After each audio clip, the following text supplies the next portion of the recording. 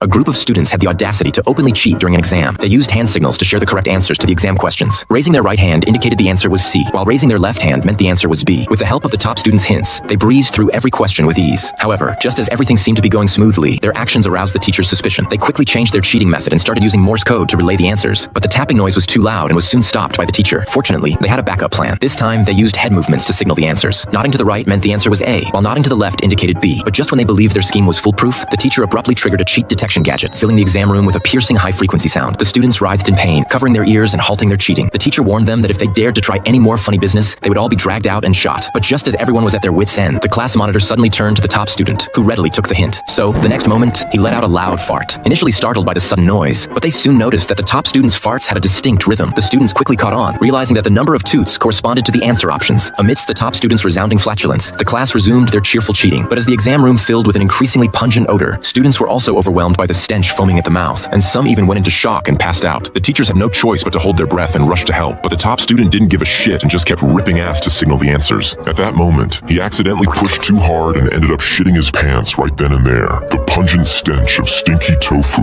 instantly permeated the entire exam room, ultimately with multiple students requiring hospitalization for varying degrees of poisoning. The exam had to be forcibly terminated.